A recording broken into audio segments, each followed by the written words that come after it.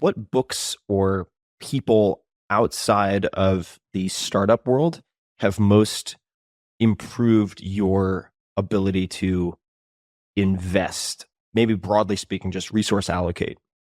That's a really good question. This is a very deep question. It's going to have lots of answers. But at the end of the day, I think you have to work on your internal state until you are free of as many biases and conditioned responses as you can be. And it will improve every aspect of your life, including investing. And I am a bookworm, so I read an enormous amount. I was raised essentially in a library as a daycare center.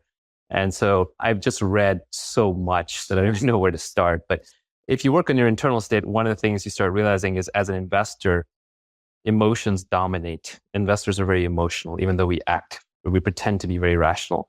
For example, you'll decide in the first 5 minutes of a meeting, usually whether you want to invest in the company or not.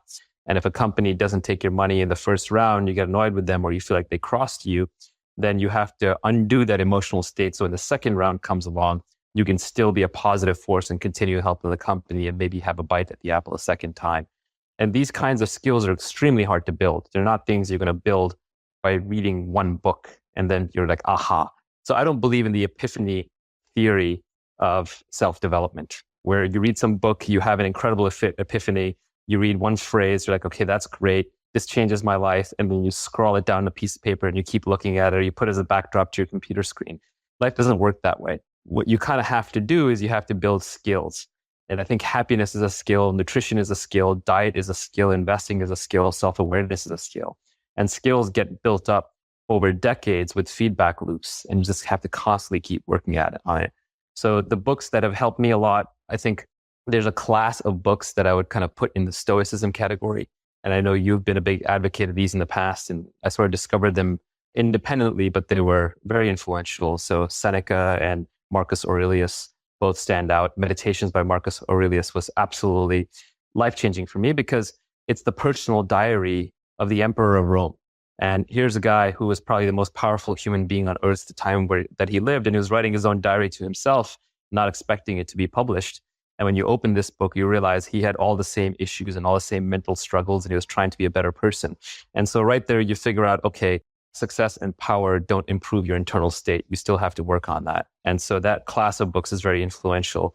I'd like to pay attention to what I consider the rational Buddhists, because a lot of Buddhism is drowned in mysticism and Hinduism and sort of worship this guru or do this ritual. I don't pay any attention to that, but I pay a lot of attention to what I consider rational Buddhists, where they can make the case very intelligently with reasoning along the way as to how you should train your mind to work or how you should observe your mind. Sam Harris, who you mentioned earlier, is great. Jiddu Krishnamurti, who's a lesser well-known guy, but an Indian philosopher who lived turn of the last century, is extremely influential to me. He's an uncompromising, very direct person who basically tells you to look at your own mind at all times. And so I've been hugely influenced by him. Probably the best book of his that I like is one called The Book of Life, which is sort of excerpts from his various speeches and books that are stitched together. Oddly enough, Bruce Lee wrote some great philosophy. And Striking Thoughts is a book that is a good summary of some of his philosophy. But I could go on and on and on. I mean, you have to read hundreds of these things, literally. The blogs are, I feel, an underappreciated resource. We're now in a day and age of Twitter and Facebook. We're getting sort of bite-sized, pithy wisdom that's really hard to absorb. And books are very difficult to read as a modern person because we've been trained. We've got two contradictory pieces of training. One is our attention span has gone through the floor because we're hit with so much information all the time that we want to skip, summarize, skip. We want to get to the TLDR, cut to the chase, too long, didn't read. What's the 140 character version? What's the Instagram version? On the other hand, we're also taught from a young age that books are something you finish. Books are something that are sacred, that you treat books as when you go to school and you're assigned to read a book, you have to finish the book. So we forget how to read books, or we get in this contradiction where everyone I know is stuck on some book. Everyone is stuck on some books. I'm sure you're stuck on some book right now. It's like page 332. You can't go on any further, but you should finish the book. So what do? You give up reading books for a while. Your Kindle or your iPad or whatever you use, or even your paper book, is in a stuck state. That for me was a tragedy because I grew up on books, and then I switched to blogs, and then I switched to Twitter and Facebook, and then I realized I wasn't actually learning anything. I was just taking in little dopamine snacks all day long. Right? I was getting my little 140 character burst of dopamine, and then I'd retweet, and then I'd see who retweeted my tweet, and I get into an argument on Twitter. And it's a fun, wonderful thing, but it's a game that I was playing. I wasn't actually learning anything. Usually with Startup L Jackson is yeah, I started a great character on Twitter. So I realized like I have to go back to reading books, because when you're talking about solving old problems, the older the problem, the older the solution. So if you're trying to learn how to drive a car or fly a plane, absolutely, you should read something written in the modern age, because this problem was created in the modern age. The solution is created in the modern age. But if you're talking about an old problem, like how to generally keep your body healthy, how to stay calm and peaceful of mind, what kinds of value systems are good, how should you raise a family, these kinds of things, the older solutions are probably better. And they withstood the test of time. Any book that survived for 2,000 years has been filtered through a lot of people. Now, it may have some stuff in it that we now know to be true, but the general principles are more likely to be correct.